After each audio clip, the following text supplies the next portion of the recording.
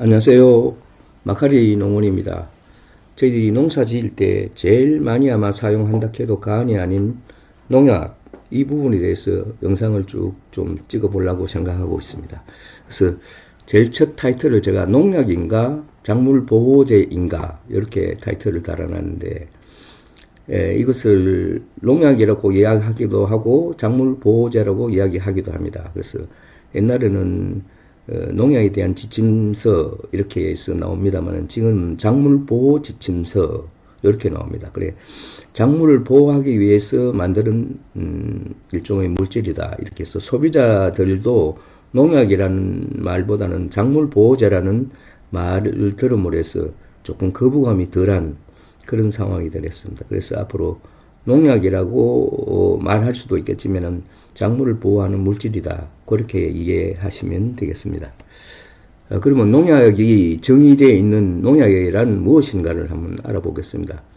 농약은 농작물, 즉 수목이나 임산물, 그다음에 농산물, 이것도 모두 포함해서 농작물을 해치는 균에는 뭐 여러 가지가 있겠죠. 곰팡이, 세균 등 여러 가지가 있는데, 이 균하고 곤충, 응애, 선충, 바이러스, 잡초, 그 밖의 농림수산식품부령이 정하는 동식물, 요건 뒤 페이지에 한번 다시 보도록 하겠습니다.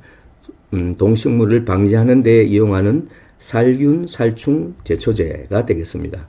두 번째로는 농작물의 생리 기능을 정진시키거나 억제하는 물질, 그 다음에 농림수산부령이 정하는 약제, 이렇게 되어 있습니다.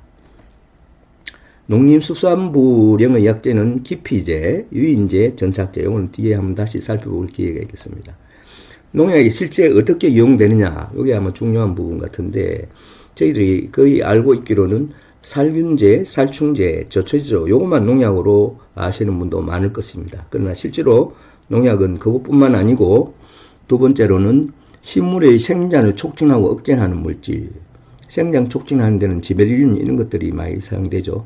억제제는 옛날에 B9 같은 게 있었는데 지금은 잘 사용하지는 않습니다만, 화해 쪽에 절관을 짧게 한다든지 이렇게 해서 억제하는 물질도 농약에 포함이 됩니다. 세 번째, 유인제. 유인제는 주로 곤충 중에 성을 유인한 페로몬, 그러니까 일정 부분에 다른 수컷이나 암컷의 고유한 냄새를 맡아서 그게 처리를 해놓으면 거기에 달려가서 그것으로 인해서 우리 집에 지금 어떤 충이 몇 마리가 들었구나 이래서 그걸로 해서 관찰하는 용으로 많이 이용되고 있습니다. 유인제는 실제로 유인해서 그 살충을 한다 하는 건 좀 어려운 물질이고, 예찰하거나 관찰하는 데 많이 사용되는 물질로 보시면 되겠습니다. 네 번째로 불임화제, 이렇게 되어 있는데 임신을 못하게 하는 거죠. 임신을 못하게 되면은 자연적으로 그 방제가 되는 그런 제재가 되겠습니다. 다섯 번째는 종자나 토양에서 균이나 충 등이 옮아오는 걸 방지하기 위해서 소독하는 소독제. 여섯 번째는 수확 후 관리제에서 저장 효과를 향상시킨다, 이렇게 되어 있는데, 수확 후 관리제로는 지금 사과나 이런 데 많이 사용되고 있는 1-MCP라는 물질이 있습니다. 이 물질이 상포명으로는 스마트 후레쉬, 그 다음에 또 딴 이름으로도 또 많이 지금 처리되고 있는데, 주로 스마트 후레쉬 그 제품이 제일 먼저 나온 제품이 됩니다. 그래서 수확 후에 한 24시간 정도 처리해 놓고 나면은, 적어도 가을에 사과 같은 경우는 11월달 처리해 놓으면 내년 5, 6월달 가도 거의 수확할 때의 상태하고 비슷한 상태의 저장 효과를 가집니다. 그걸로 인해서 소비자들이 아주 싱싱한 거를 오랫동안 먹을 수 있어서 사과의 경우에는 굉장히 오랫동안 소비를 촉진시키는 효과를 가지고 있습니다. 그래서 그것도 일종의 농약이 들어간다, 그렇게 보시면 되겠습니다. 일곱 번째, 낙과 방지 및 낙엽 방지 촉진. 이 낙과 방지제는 옛날에는 전북 사용을 많이 했습니다.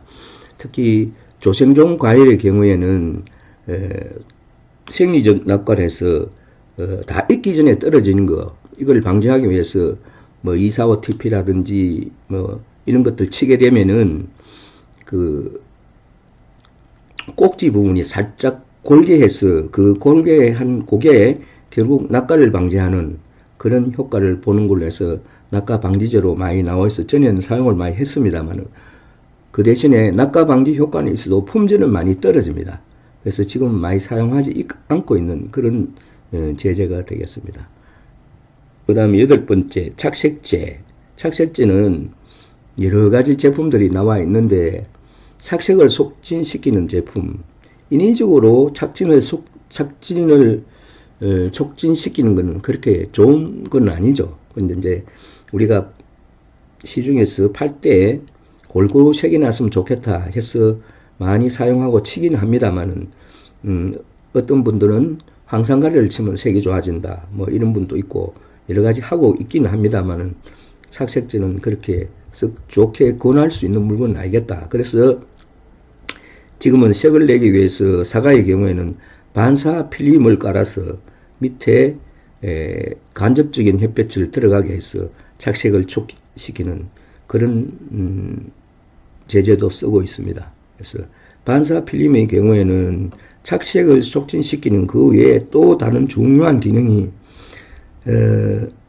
속에까지 햇빛이 들어가서 내년도 사과의 꽃눈을 아주 좋게 만드는 그런 아주 중요한 작용이 있습니다. 그 부분도 참고하시면 되겠습니다. 9번째, 전착제. 전착제 부분은 저희들이 꼭 사용해야 되는 부분인데 저희들이 농약을 칠 때 한 번은 살균제 치고 한 번은 살충제 치고 이렇게 하면 굉장히 번거롭고 어렵습니다. 그래서 한 번만에 살균, 살충제를 동시에 친다. 내지는 거기에다가 영양제까지 포함해서 3가지, 4가지를 칠 경우가 있습니다. 이럴 때 전착제의 역할은 여러 가지 농약을 골고루 섞이게 하고 또 작물에 묻었을 때, 잎에 묻었을 때 골고루 퍼지게 해서 농약의 효과를 높여주는 그런 작용을 합니다. 그래서 전착제는 아주 우리 농사의 중요한 부분이기 때문에 앞으로 전착제에 대해서는 제가 다시 한번 말씀드리도록 하겠습니다. 그 다음에 천적 그리고 해충병원균 이렇게 되어 있는데 천적은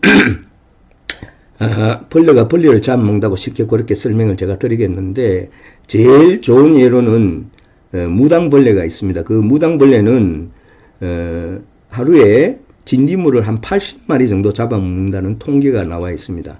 그래서 우리가 제일 문제되고 제일 지금 그 돈을 많이 들이는 중에서 응애를 방지하기 위해서 응애약을 많이 쓰고 있는데 실질적으로 응애를 잡아먹는 응애가 또 있습니다. 그래서 사과 응애라든지 전박이 응애 여기에는 이리 응애라는 천적이 있습니다. 그래서 그 이리 응애를 많이 정식을 시켜서 실질적으로 농원에 살포하고 이렇게 해서 우리가 경제적으로 피해가 없을 정도의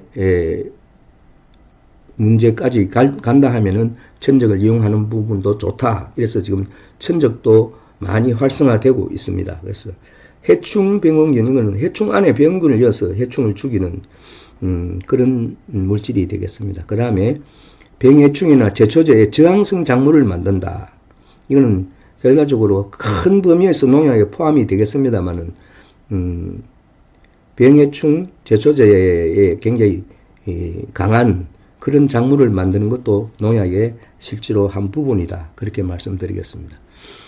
앞에 농약관리법상의 동물하고 식물 이야기가 나왔는데 농약관리법상의 동물은 달팽이 포함됩니다. 그 다음에 새, 조류들 그리고 그 밖에 야생동물, 멧돼지라든지 고라니라든지 굉장히 많죠.